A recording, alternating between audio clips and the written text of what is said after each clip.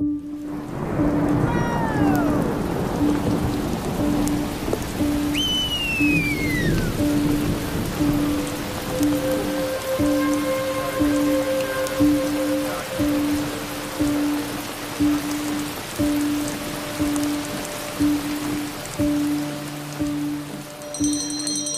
Renan. I'm a filmmaker and a climber. I've been coming to Nepal for about 15 years, mostly to climb in the high Himalaya. This time we set out to explore a lesser-known culture, those who aren't in the limelight of Mount Everest, and whose way of life is under threat of disappearing.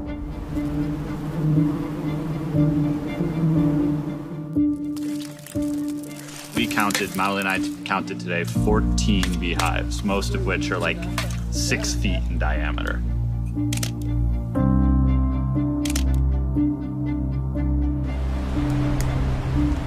Somehow it's been arranged that I am going down onto the cliff on a rope to do some filming, which is not really my forte. The honey hunters harvest a hallucinogenic honey off the cliff faces in this region, but it's not going to last forever. And we heard that this might be the last honey harvest ever to happen. This story is solid gold. And I'm super lucky to be the writer on this because it's really easy to be the writer compared to being Renan. Normally I'm the one struggling with a video camera, but on this project, I got the opportunity to shoot my first stills assignment. Super intense. It's hard having no idea what's going on and just trying to respect everything they're doing and know that it has a purpose greater than us. The greater meaning, the thing that we so desperately did not want to fail in documenting, was the story of Mauli, the last person in this region who can still harvest the honey.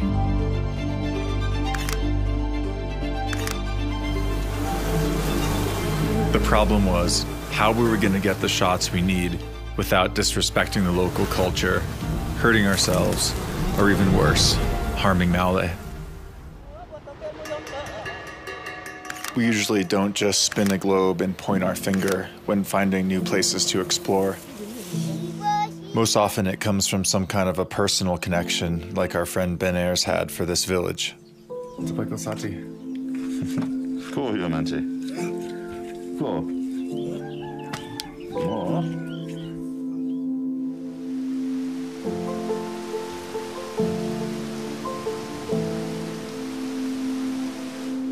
To get to the cliffs, we left the comfort of the village and hiked 12 miles deep into the jungle.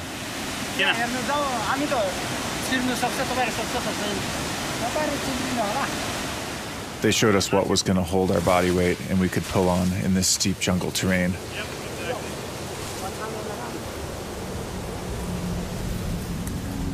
These guys are like the ultimate survivors. So stick with them, don't wander off on your own, and you'll be fine. Must have been a leech.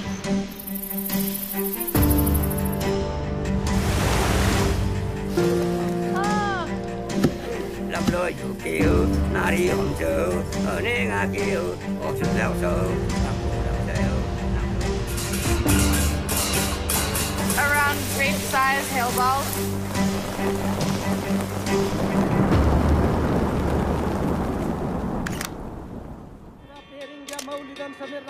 After a shamanic ceremony and spilling the blood of a few sacrificial chickens, the forest spirits were ready to accept us onto their cliffs. Or so we hoped.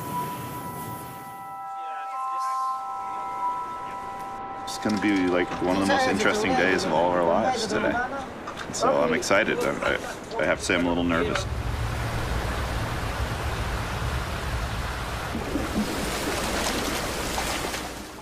What kind of a knot is that?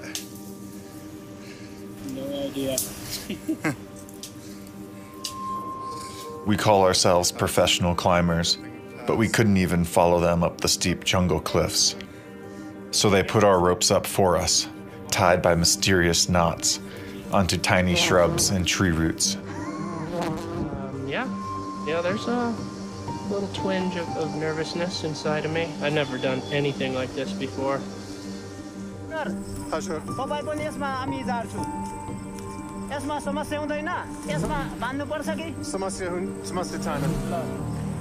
Okay, we're clear. Drop it clear. They're looking at us, thinking our gear is crazy. I'm going down into space. And we're looking at them, thinking the same thing, with their hand-woven bamboo ropes. Just be careful, man. Don't, like, knock them off. When we finally went down onto the cliff, it was so overhanging that we were just spinning in space, unable to stabilize.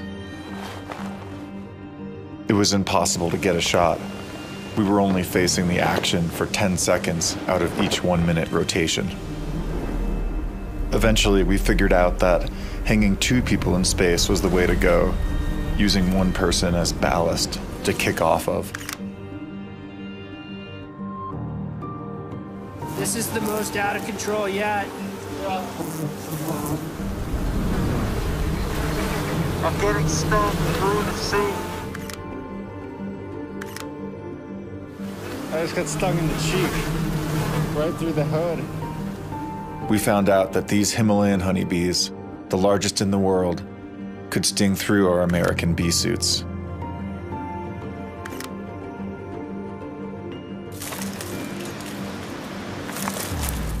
We came down and tried to add more clothing under our suits, but even that didn't help.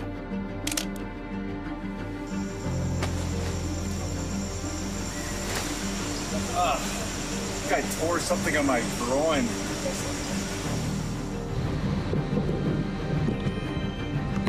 You're in the bee suit, and you look at him, and you see the bees all over them. You can see that they're stinging all over your bee suit.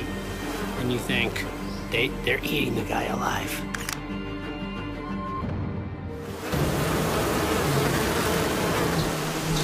You gotta be kidding me. He's free soloing right now.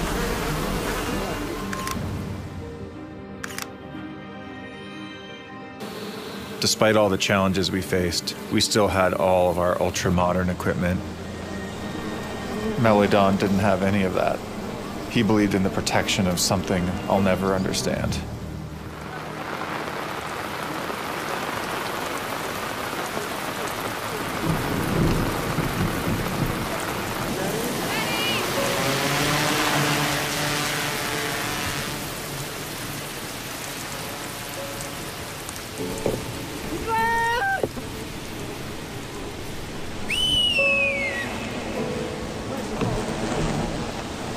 Anytime when you felt a little overwhelmed, you just looked at Mauli without the bee suit on the bamboo ladder with no harness.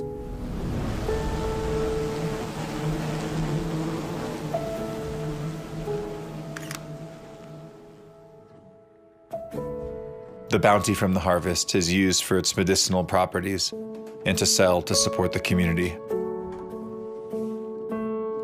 And this film's been like a 10-year dream. I've known Mauli Dhan for that long, and I had tears in my eyes. And I just feel so lucky to be able to do this.